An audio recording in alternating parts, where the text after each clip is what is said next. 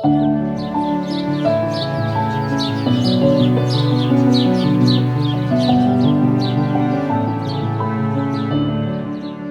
오늘 여러분들과 함께 나눌 하나님의 말씀은 요한계시록 1장 1절부터 3절까지의 말씀입니다.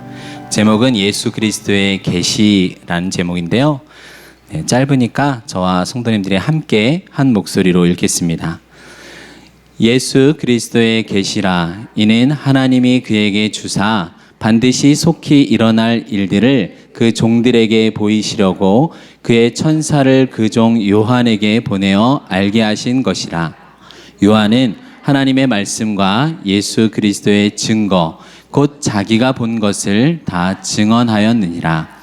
이 예언의 말씀을 읽는 자와 듣는 자와 그 가운데에 기록한 것을 지키는 자는 복이 있나니 때가 가까움이라. 아멘. 지금 청년 2부 공동체를 섬기고 있고요. 네, 여러분들이 너무나 좋아하는 바로 그 김소리 목사입니다. 네, 하나님의 나팔소리 김소리 목사고요. 네, 감사합니다. 저 여기 딱 올라오니까 조금 되게 후덥지근한 기운이 위에 있어서 그런데 여러분들은 좀 추우실 수도 있을 것 같아요. 약간 추운 게 졸지 않고 할 수 있어서 더 나은 것 같기도 합니다. 네, 우리 함께 제가 기도하고 또 말씀 나누도록 하겠습니다. 하나님 아버지 감사합니다. 우리를 너무나 사랑하셔서 우리와 우리의 집을 세우시고 우리를 하나님의 기업으로 인도하여 주심에 감사를 드립니다. 하나님, 우리가 각자의 가진 기도 제목마다 하나님 응답하여 주시고 이 고난과 어려움을 지날 때 하나님이 우리와 함께 하시다라는 소망을 가질 수 있도록 역사하여 주시옵소서. 감사하며 예수님의 이름으로 기도드립니다. 아멘. 요한계시록은 이렇게 시작합니다. 아포칼립시스 예수 그리스도. 이것은 요한계시록의 헬라어 제목이기도 한데요. 예수 그리스도의 계시라는 말로 시작하죠. 계시라는 말의 뜻은 무엇일까요? 계시.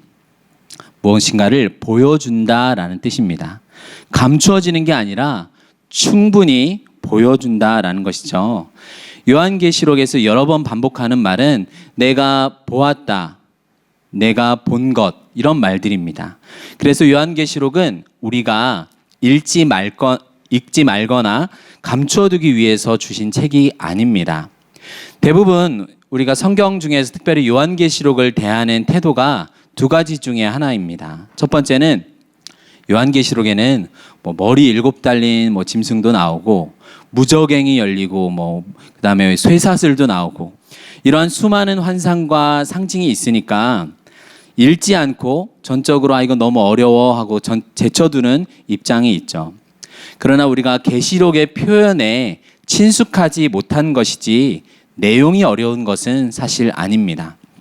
두 번째 입장은 마치 다른 책들, 다른 어떤 복음서나 구약의 어떤 성경이나 이런 것들보다도 너무나도 탁월한 책으로 요한계시록을 이해하기 때문에 마치 다른 책들은 따라올 수 없는 그런 책으로 아는 것이죠. 이 책을 통해서 어떤 사람들은 종말에 마치 무슨 일이 일어날지 예언하고 나는 미래를 다 알 수 있다는 것을 이 책을 통해서 확인하려는 입장들이 있습니다. 그러나 앞선 첫 번째와 두 번째 둘 다 하나님께서 의도하신 입장은 아니죠. 교회가 바르게 요한계시록을 해석을 포기할 때 생기는 공백이 있다면 그 공백에는 하나님 뜻과 무관하게 해석하는 자들이 아주 매력적으로 활동할 수 있는 장소가 될 뿐입니다. 이미 우리 교회는 한홍 담임 목사님께서 요한계시록과 관련된 아주 훌륭한 책을 내셨습니다. 책 제목이 무엇이죠? 맞아요. 결말을 알면 두렵지 않다. 1장부터 22장까지 자세하게 강해를 하셨기 때문에 오늘 제 설교는 이 요한계시록 전체를 개요하는 것으로 이해하면 좋을 것 같습니다. 자, 이 계시에 대해서 아까 누구의 계시라고 이야기했죠? 예수 그리스도의 계시다라고 했습니다. 이 말은 하나님 아버지께서 아들 예수 그리스도와 공유하고 계신 계시이며 또한 예수 그리스도가 누구신지를 나타내주는 계시입니다. 우리는 예수 그리스도가 누구신지 더 알수록 주님과 더 가까이 할수록 평안과 안식을 누리게 됩니다. 하나님께서 내가 너희와 함께 하신다라고 말을 하실 때 성경에 그 말이 수없이 반복되죠. 임마누엘이라는 말인데, 그 하나님께서 내가 너희와 함께 한다라는 말과 함께 뒤따라서 주는 위로의 말이 또 무엇일까요? 두려워하지 말라라는 말입니다. 혹시 우리 수요 예배 참석하시고 드리시는 성도님들 가운데 여러 가지 문제로 내가 두려움 가운데 혹시 있는 분이 있다면 오늘 설교를 통해서 하나님께서 우리와 함께하고 계시고 우리를 다스리고 계신다, 하나님이 누구시고 예수 그리스도가 누구신지를 바르게 알수록 그 평강과 안식을 누리시길 주님의 이름으로 축원합니다. 오늘 본문 1절부터 3절까지 한번 다시 읽어보겠습니다. 자, 시작. 예수 그리스도의 계시라. 이는 하나님이 그에게 주사 반드시 속히 일어날 일들을 그 종들에게 보이시려고 그의 천사를 그 종 요한에게 보내어 알게 하신 것이라. 요한은 하나님의 말씀과 예수 그리스도의 증거 곧 자기가 본 것을 다 증언하였느니라. 이 예언의 말씀을 읽는 자와 듣는 자와 그 가운데 기록한 것을 지키는 자는 복이 있나니 때가 가까움이라. 아멘. 이 계시가 어떻게 주어졌는가를 먼저 살펴볼게요. 자, 계시의 시작은 누구에게서부터 출발했을까요? 하나님이십니다. 그리고 하나님께서 그에게 주셨다라고 하는데 그는 예수 그리스도이십니다. 그리고 예수 그리스도는 천사를 보내셨고 천사는 요한에게 와서 알렸다라고 하죠. 그리고 요한이 이제 다른 주 안에 있는 종들에게 또한 이것을 전달합니다.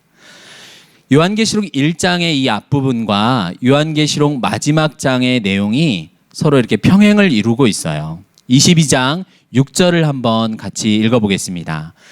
또 그가 내게 말하기를 이 말은 신실하고 참된지라 주 곧 선지자들의 영의 하나님이 그의 종들에게 반드시 속히 되어질 일을 보이시려고 그의 천사를 보내셨도다. 그리고 요한계시록의 이 마지막 진짜 마지막 구절에도 보면은 아멘 주 예수여 어서 오시옵소서 주 예수의 은혜가 모든 자들에게 있을지어다 이렇게 마치죠. 이런 앞뒤만 보아도 요한계시록은 예수 그리스도의 계시로 충만하고 이 계시의 중심에는 누가 계시다고요? 예수 그리스도께서 계시다라는 것을 알 수 있습니다. 요한계시록에는 더 여러 가지 성격들이 있겠지만 한 5가지로 요약한 성격이 있을 것 같아요. 첫 번째는 이 요한계시록은 계시라는 것입니다. 두 번째는 말씀이다. 세 번째는 증거이다. 네 번째는 예언이다. 다섯 번째는 기록이다라는 것입니다. 자, 계시다라는 것부터 한번 잠깐 이야기해 볼게요. 이 계시가 담고 있는 것이 무엇일까 보면은 1장 19절에서 보면은 내가 본 것과 지금 있는 일과 장차 될 일, 이 세 가지를 이야기한다라고 합니다. 그래서 계시는 우리의 이해와 관련이 있어요. 또한 두 번째로 계시는 말씀이다라고 했습니다. 요한복음에 또 요한 1서에도 이 말씀, 로고스라는 말이 자주 나오는데요. 이것은 어떤 논리가 있고 체계를 가지고 있다라는 것입니다.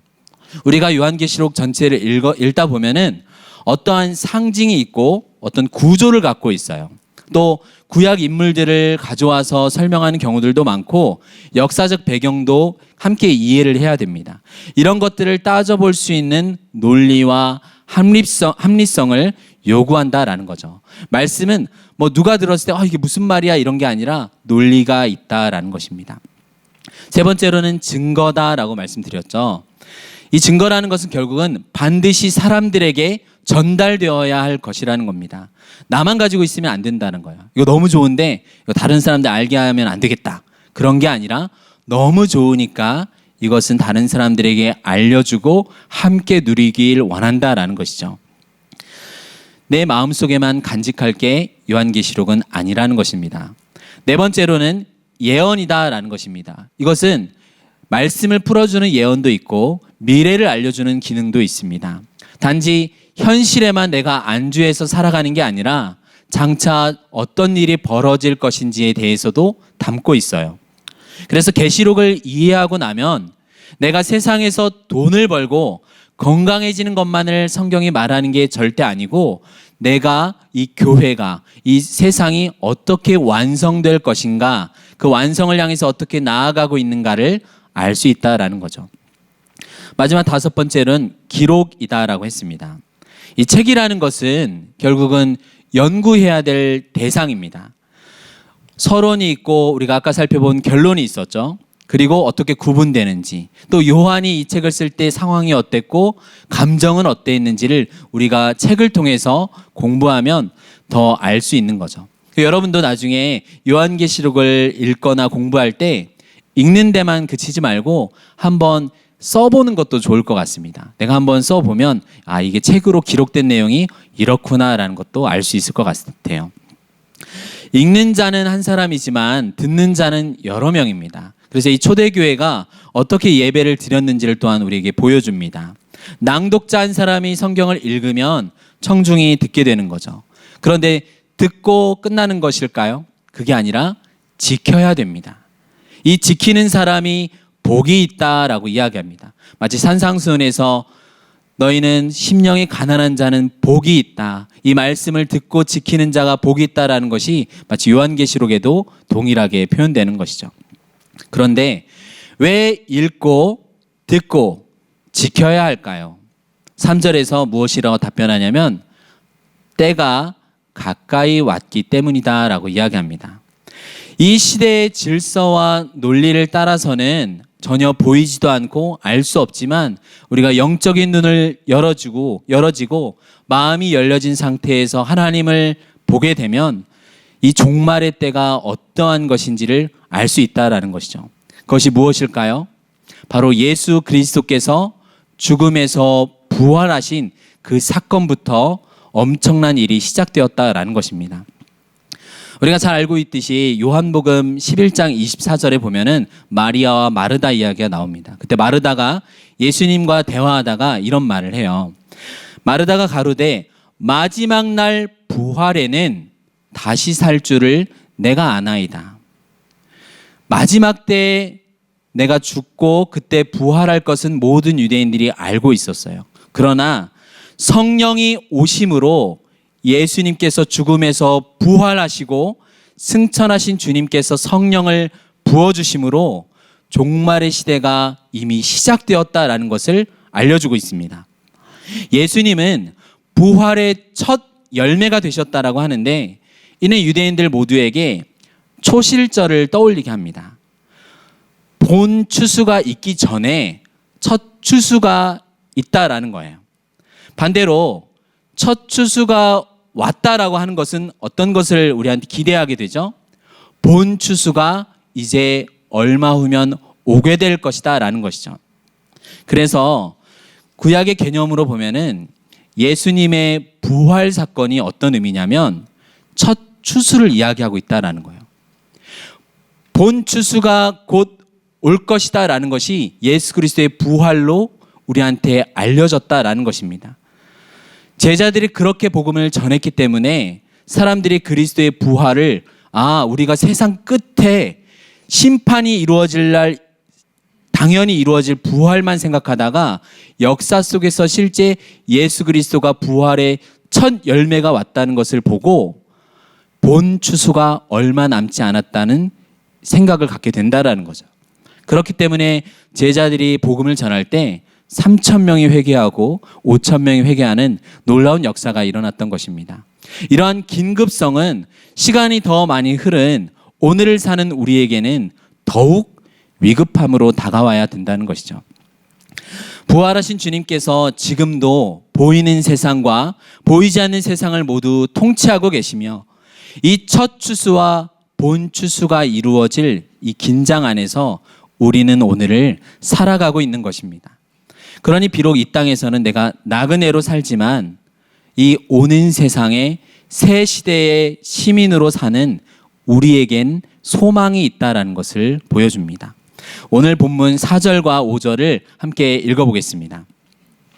요한은 아시아에 있는 7 교회에 편지하노니 이제도 계시고 전에도 계셨고 장차 오시리와 그의 보좌 앞에 있는 7 영과 또 충성된 증인으로 죽은 자들 가운데에서 먼저 나시고 땅의 임금들의 머리가 되신 예수 그리스도로 말미암아 은혜와 평강이 너희에게 있기를 원하노라. 우리를 사랑하사 그의 피로 우리 죄에서 우리를 해방하시고.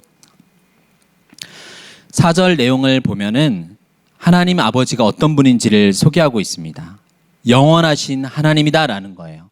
현재도 과거에도 계시고 과거에도 계셨고 현재도 계신 분이라는 거죠. 이제도 있고 전에도 있었고 장차 올 자입니다. 그래서 성부 하나님은 시간과 관련이 있어요. 또한 4절에서 일곱 영이라고 표현된 분이 있죠. 나중에 요한계시록 5장 6절에 보면 온 땅에 보내심을 받은 하나님의 일곱 영, 이 일곱 영은 성령이시다라고 이야기를 합니다. 성령 하나님은 공간과 관련이 있는 것으로 소개됩니다. 5절에서 이제 예수님에 대해서 무엇이라고 소개하죠? 충성된 증인이다라고 말씀합니다. 먼저 나시고 우리에게 머리가 되어주신 예수 그리스도, 성자는 우리의 대표가 되시고 어떤 신분과 관련이 있다라는 거예요. 하나님께서는 모든 시간의 주인이시고 모든 공간의 주인이시며 성자는 특별히 모든 인간의 주인이시다라는 것을 우리에게 선언하며 시작하고 있죠. 자, 이 계시록 전체를 잘 이해하려면 우리가 잘 이해할 수 있는 여러 장치들을 만들어 놓아야 합니다. 이러한 장치는 성경에서 이미 많이 드러나고 있어요. 반복적으로 사용되는 숫자가 있고 상징들이 있어요. 이것을 우리가 잘 활용할 줄 알아야 됩니다. 자, 요한계시록이 모두 몇 장까지 있죠? 어떻게 하셨어요? 맞아요. 여러분 똑똑하시네요. 22장까지 있습니다. 물론 이 장절이라는 구분이 요한 때에 있었던 것은 아니고 실제로 굉장히 후대에 이루어진 구분입니다. 1227년에 캔터베리의 추기경이었던 스테판 랭턴이 장을 구분했죠. 굉장히 후대예요. 1227년. 절은 언제 구분되었을까요? 1551년 칼빈의 제자였던 스테파누스를 통해서 이루어집니다. 이 장절 구분은 굉장히 후대에 이루어졌죠. 그러나 우리가 이 장절 구분된 것을 또 우리가 기억하면 요한계시록 전체를 이해하기에 굉장히 용이합니다. 이 구절을 떠올리려면 특별히 반복되는 숫자 4와 7을 잘 기억하면 좋을 것 같아요. 특히 단락을 나누는 큰 구분에는 이 4의 배수로 기억하면 좋습니다. 1장부터 3장까지, 4장부터 7장까지, 8장부터 15장까지, 16장부터 22장까지. 자, 1장부터 3장까지는 일곱 교회에 대한 이야기입니다. 여기도 7이 나오죠. 일곱 교회. 그럼 4장부터 7장까지는 어떤 내용일까요? 일곱 인에 대한 이야기입니다. 그리고 8장부터 15장까지는 일곱 나팔에 대한 이야기고요. 마지막 16장부터 22장까지는 일곱 대접에 대한 이야기입니다. 각각의 일곱 교회, 인, 나팔, 대접을 둘러싸고 있고 이 일곱이지만 앞에 4개가 먼저 나오고 그 다음에 3개가 또 뒤에 이어져요. 그래서 4라는 숫자, 7이라는 숫자, 이것이 우리한테 요한계시록 전체를 이해하기 굉장히 쉽게 합니다. 자, 일곱 뭐였죠? 일곱 교회, 그 다음에 일곱 인, 일곱 나팔, 일곱 대접. 앞 글자만 따면 어떻게 되죠? 교, 인, 나, 대. 네, 교인은 아무데나 나대지 마라. 이렇게 기억하면 좋을 것 같아요. 여러분 쏙쏙 들어오죠? 네, 제가 성경 속으로를 진행하고 있는데 실제 성경 속으로에서 하면 이거보다 더 재밌게 할 수 있어요. 네, 오늘은 그래도 설교니까 제가 많이 자중하고 있습니다. 7 시리즈라는 것을 요한계시록 전체가 틀을 나누고 있는데 인과 나팔, 대접은 각각 뒤에 나오는 3인, 3개의 나팔, 3개의 대접은 앞에 4개에 포함되지 않습니다. 새로운 이야기가 또한 펼쳐져요. 심판 자체는 단순하게 뭐 땅과 바다에 떨어지는 것 이렇게 하고 맞춰집니다. 그래서 이 7 시리즈라는 틀도 중요하지만 이 틀 사이사이마다 중간에 삽입되어 있는 이야기들이 있어요. 그것을 막간이라고도 표현하는데 이 계속되는 막간이 우리에게 사실 더 중요한 메시지를 주고 있습니다. 막간이 처음 나타나는 것은 7장에 14만 4천 명과 흰 옷 입은 셀 수 없이 많은 큰 무리가 나옵니다. 그리고 10장과 11장 이 두 번째 막간은 두루마리 책과 두 증인의 역사가 나옵니다. 마지막으로 세 번째 막간은 12장부터 15장까지 해를 옷 입은 여자와 용과 짐승들이 벌이는 이 하늘의 전투, 그리고 땅에 내려와서 이어진 전투로 이 짐승들과 또 여자의 자손이 서로 대치되는 이야기가 나오고 있어요. 이 일곱인, 나팔, 대접 이런 심판을 이야기하는 요한 사도의 마음에는 어떠한 마음이 있었을까요? 매우 긴장된 마음으로 교회는 과연 어떻게 될 것인가라는 애끓는 마음이 있었습니다. 그래서 교회를 향하여 품는 이 마음이 이 심판의 중간마다 삽입된 막간에 들어있어요. 하나님께서 하나님의 백성을 어떻게 보호하시는가? 교회는 어떻게 되는 것인가? 천상의 교회는 어떠한 승리를 했고 우리에게 어떠한 영광이 있는가라는 것을 이 막간마다 보여주고 있어요. 그래서 요한계시록은 소망의 책입니다. 어느 한 개인이 승리한 것을 넘어서서 하나님의 백성, 이 메시아 공동체가 천상에서 이미 승리했다라는 것을 선포하고 있어요. 그러나 이 땅에서 그렇기 때문에 당하는 고통과 영적 전쟁 속에서 여러분은 낙심하지 말라라고 권면하고 있다라는 거죠. 요한계시록 마지막 부분에 이제 22장이지만 21장에 보면은 하늘로부터 내려오는 새 예루살렘이 있습니다. 바로 어린 양의 신부의 모습이죠. 이 신부의 모습이 어떠한가요? 구원받은 하나님의 공동체인 이 백성이 그리스도와 함께 아주 지극한 영광 가운데로 있을 것을 보여줍니다. 우리 계시록 21장 6절을 한번 읽어보겠습니다. 그 성은 네모가 반듯하여 길이와 너비가 같은지라 그 갈대자로 그 성을 측량하니 12,000 스타디온이요 길이와 너비와 높이가 같더라. 이 새 예루살렘, 거룩한 성으로 표현되는 신자의 모습을 교회인 거죠. 건축학적으로 표현한 메시지입니다. 이 신자를 보니까, 교회를 보니까 길이와 너비와 높이가 같다라는 것입니다. 구약 성경에서 이렇게 길이와 너비와 높이가 같은 공간이 있어요. 어떤 것이죠? 네, 맞습니다. 바로 성막과 성전에 놓여있던 지성소예요. 그럼 이건 무슨 뜻입니까? 만일 요한이 무엇을 지금 생각하고 있는데 가로 세로 높이가 같은 어린 양의 신부인 신자 교회는 하나님께서 성전의 지성소처럼 귀하게 여기신다라는 것이에요. 하나님이 신자를 지성소로 삼으시고 거기에 거하신다라는 것입니다. 12,000 스타디온이라는 것은 이 요한이나 사도 바울이 살았던 당시 로마 사람들이 생각하는 로마의 권세가 미치는 온 세상의 영역 전체입니다. 동서남북으로 온 세상의 패권을 쥐고 있는 로마의 권세가 12,000 스타디온, 약 2,300km라면 로마 제국의 황제가 지금 온 세계에 영향을 미치는 것처럼 보이지만 사실은 그것이 아니라 온 세상이 하나님의 영광이 거주하는 지성소가 될 것이라는 그 환상을 보고 있는 것이에요. 그런데 성경은 이 일이 마지막 때에 돼서야 이루어지는 것뿐만이 아니라 이미 신자 안에 성령께서 내주하시는 것을 말하고 있습니다.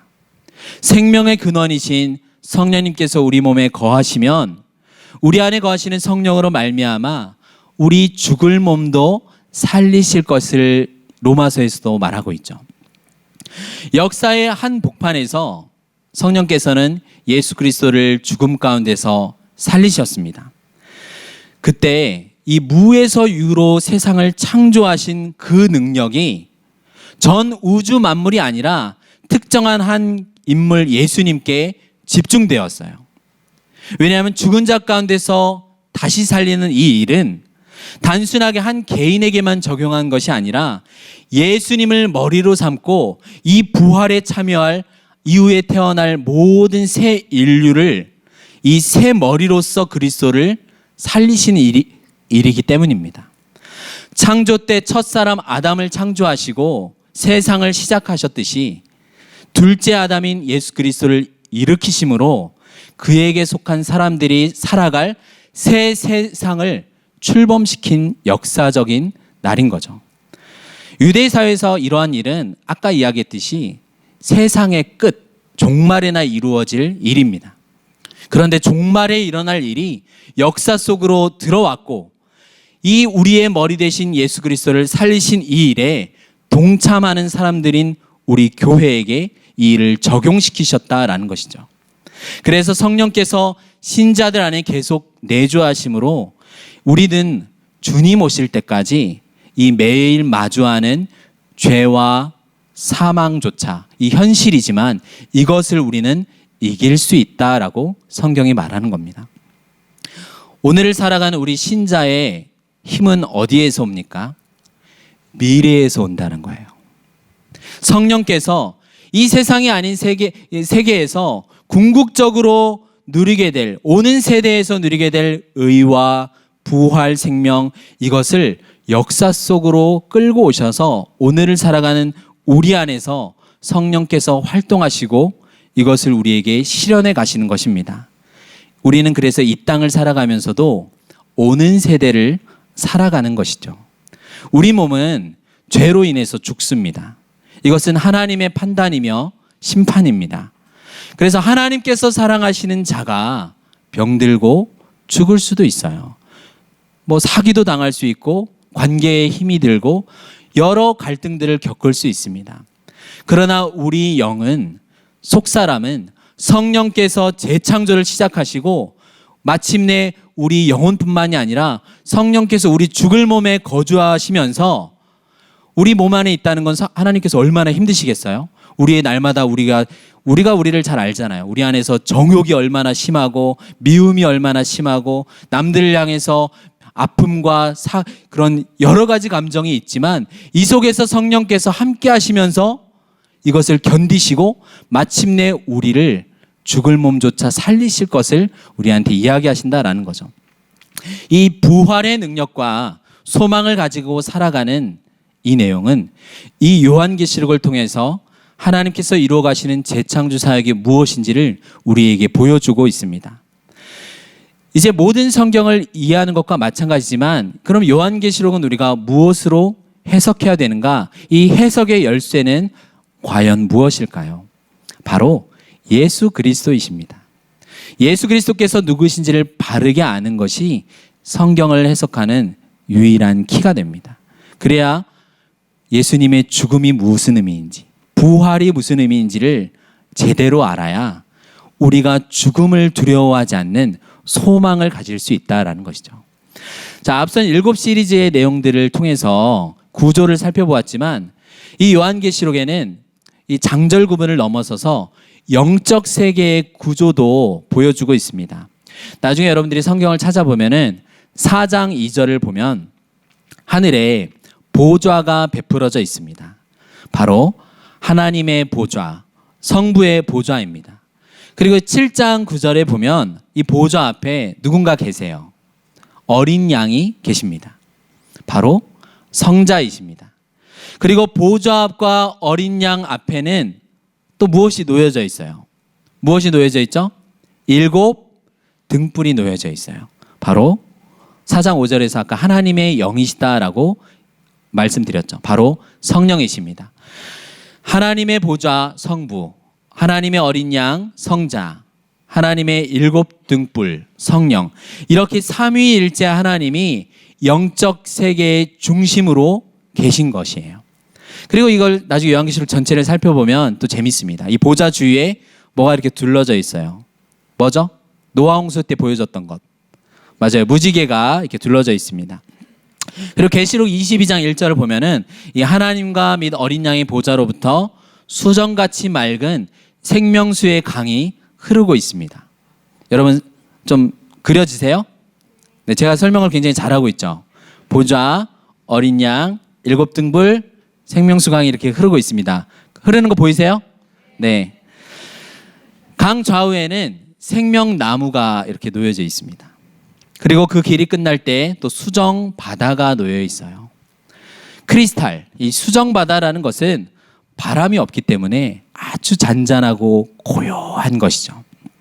이 모습은, 이 전체는 하늘 성소를 보여주고 있어요. 히브리서 8장을 보면 이 하늘 성소를 하나님께서 모세에게 보여주시고 모세를 통해서 이 땅의 장막을 짓게 하셨다라고 하죠. 이 모세 성막에도 마찬가지로 성막의 중심에는 법궤가 있었잖아요. 그리고 무지개를 상징하는 것처럼 이 해달의 장막으로 성막을 둘렀었죠. 또 성전을 들어갈 때는 손을 씻는 바다가 놓여져 있었고, 아까 하늘 성소에는 이 수정 바다를 상징한다라고 볼 수 있습니다. 또 성소로 들어오면 7 등대가 있고 떡상이 있습니다. 아까 하늘 성소에는 떡상은 아니지만 생명나무가 있고 그 열매를 먹을 수 있게 하셨죠. 이처럼 땅의 성소와 하늘 성소의 모습을 우리는 볼 수 있습니다. 하늘의 원형이 있고 땅의 모형인 것이죠. 자, 이 보좌를 중심으로도 7겹을 세운 구조가 있어요. 요한계시록은 아까 숫자가 중요하다고 했는데 어떤 숫자가 중요하다고 대표적으로 이야기 드렸죠? 네, 여러분 설교를 졸지도 않고 주무시지도 않고 잘 듣고 계시네요. 네, 숫자 4가 중요합니다. 이 삼위일체 하나님을 감싸고 있는 존재가 바로 네 생물입니다. 보좌 가운데와 주위에 네 생물이 있는데 사자, 송아지, 사람, 독수리입니다.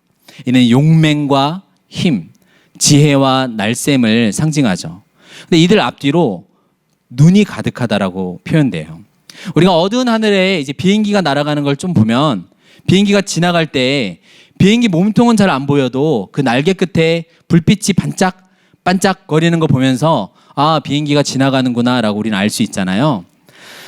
마치 그 빛을 보면서 비행기가 이동하는구나라고 생각했던 것처럼 이 네 생물들이 날개가 있는데 날개짓 할 때 번쩍거리는 광채를 눈으로 표현했다라고 여겨집니다. 하나님의 임재와 영광이 얼마나 찬란한지 네 생물들이 보여주는 것이죠. 자, 이 네 생물 다음 겹으로는 24장로가 있습니다. 그리고 7장에 보면은 이 24장로 다음 겹으로는 이마에 인치심을 받은 하나님의 종 14만 4천이 나옵니다. 물론 이 숫자는 상징적인 완전수이죠. 한 명이 아니라 더 쭉 많아서 14만 4천 명 이런 의미가 아닙니다. 마치 예수님께서 아버지께서 내게 주신 자 중에 내가 하나도 잃어버리지 아니하였나이다 라고 말씀한 것과 같은 의미인 거죠. 자, 이 14만 4천 주위로는 누가 있죠? 각 나라와 족속과 백성과 방언에서 나온 흰옷 입은 큰 무리가 있습니다. 이들은 복음의 대상 가운데 어떠한 구별 없이 구원 얻을 기회를 얻은 셀 수 없이 많은 무리가 있다라는 거죠. 그런데 이 사람들은 환난과 시련을 통과한 성도들이다라고 이야기합니다. 그들은 흰 옷을 입고 있어요. 보통 환난과 시련, 죽음, 고난을 겪으면 온 몸이 힘들 거 아니에요. 그런데 그들이 어떻게 흰 옷을 입고 있냐라고 하면 예수 그리스도의 어린 양의 보혈로 깨끗이 씻겨졌다라고 이야기합니다. 여러분, 피 묻어 있는 옷을 빨면 어떻게 되죠? 더 피가 막 번지잖아요. 근데 성경에서는 어린 양의 보혈로 빨았는데 희어졌다라는 그런 상징적인 의미로 우리에게 이야기하고 있는 거죠. 어린 양의 피로 씻어 희어졌다, 이 말은 아무나 구원하는 것이 아니라 철저하게 선택해서 예수 그리스도를 통해서 구원했다라는 의미입니다. 또한 하나님의 보좌와 이 어린 양의 사역이 나중에 5장에서 보면 먼저 등장한다는 것은 이후에 이루어질 인나팔 대접 심판보다 더 앞서서 이야기를 하잖아요. 그래서 하나님의 선택과 예수 그리스도의 사역이 먼저 선행되었다라는 것은 우리에게 주목할 일입니다. 교회의 환난과 시련을 이야기하기 전이다라는 거죠. 그래서 이 온 천하 만물이 하나님의 통치를 지금 받고 있으며 어린 양의 다스림 가운데 있다라고 선언하면서 요한계시록이 시작된다라는 거예요. 그러니 앞으로 너희들은 환난을 만나지만 전혀 두려워할 필요 없다라고 우리에게 소망을 주는 것입니다. 자, 계시록 5장 11절을 보면 보좌와 생물들과 장로들 그리고 또 이들을 둘러선 존재가 있다라고 합니다. 아까 이 중간에는 우리가 14만 4천도 있었고 또 셀 수 없이 많은 큰 무리가 있었죠. 이들을 둘러싼 존재가 또 있어요. 바로 그 수가 만만이요 천천인 천사들입니다. 요한계시록 5장 13절을 한번 읽어볼까요? 시작. 내가 또 들으니 하늘 위에와 땅 위에와 땅 아래와 바다 위에와 또 그 가운데 모든 피조물이 이르되 보좌에 앉으신 이와 어린 양에게 찬송과 존귀와 영광과 권능을 세세토록 돌릴지어다 하니. 네, 지금은 무엇이 등장하죠? 모든 만물입니다. 모든 피조물. 모든 피조 만물이 보좌에 영광을 돌리고 있어요. 자, 삼위일체 하나님이 계셨죠. 네 생물, 24장로, 14만 4천, 흰옷 입은 무리, 천군 천사, 만물, 이렇게 영적 세계의 7겹의 구조를 요한계시록은 담고 있습니다. 그래서 우주와 영적 세계의 중심은 누구신가? 바로 하나님이시다라는 것입니다. 그 중심이 하늘도 아니고 땅도 아닙니다. 성경은 처음부터 끝까지 하나님께서 중심이다라는 것을 우리에게 말하고 있어요. 그런데 이 보좌에 앉으신 하나님께서 이제 자기 손에 7인으로 봉한 두루마리를 가지고 계시죠. 이 두루마리에는 하나님 나라에 관한 진리가 적혀 있습니다. 그러나 누가 이 두루마리를 펼칠 수 있는가? 누구시죠? 바로 유다 지파의 사자이신 그리스도에게로 이 두루마리를 넘기시죠. 이 부분에서 하나님의 통치가 어떻게 예수 그리스도에게 이양되었는가를 우리한테 보여주고 있습니다. 그래서 요한계시록은 삼위일체의 신론으로 시작해서 기독론, 예수 그리스도로 이어지게 되는 것이죠. 유대 지파의 사자, 이 포효하는 왕은 통치권을 의미하고 있어요. 자신의 칼에 대적의 피를 묻힌 채 싸움터에서 이제 막 갓 돌아온 전사이신 왕, 영광스러운 정복자를 우리는 떠올리게 됩니다. 그러나 요한이 고개를 돌려서 그 사자를 보았어요. 그러나 그 사자를 보자마자 아까 이야기했던 영광스럽고 위험 있는 모습은 전혀 볼 수가 없었습니다.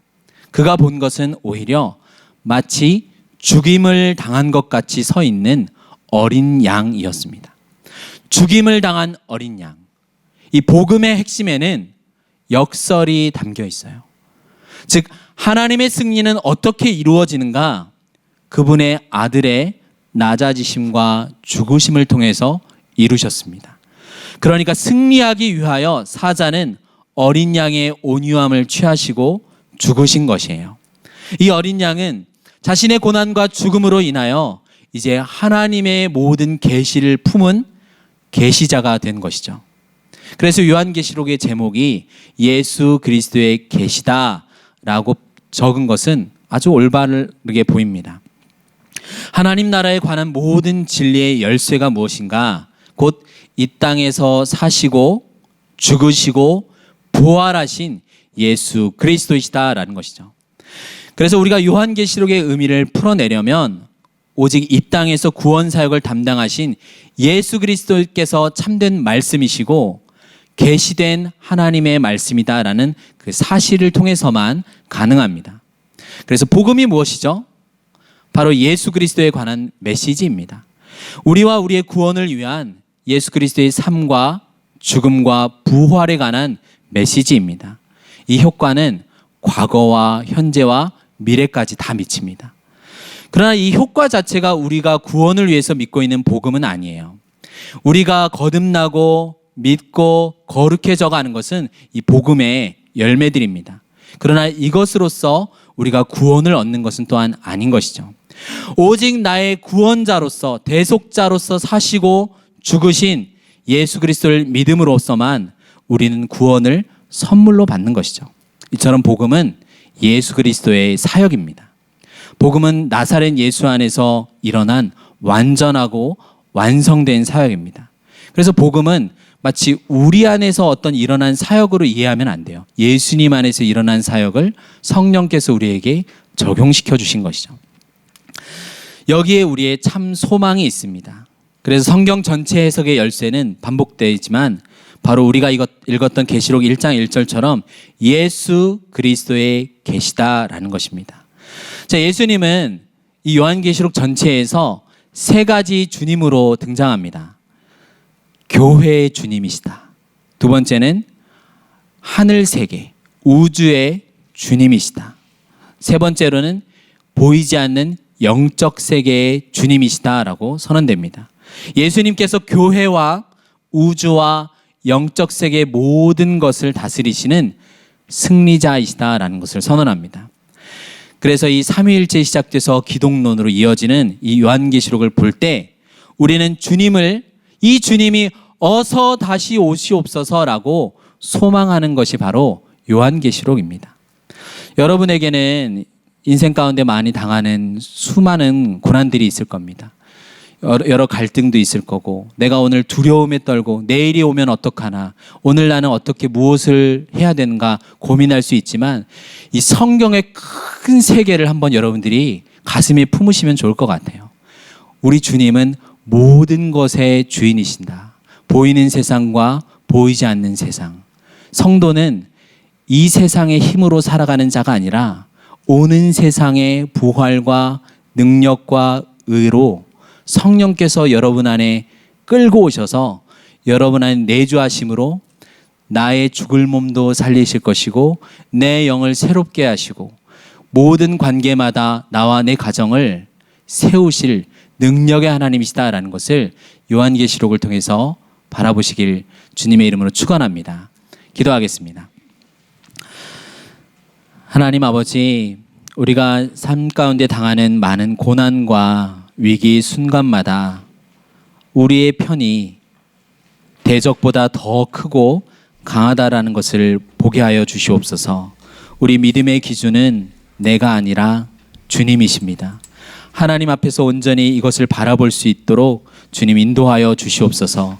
존귀하신 예수님의 이름으로 기도드립니다. 아멘.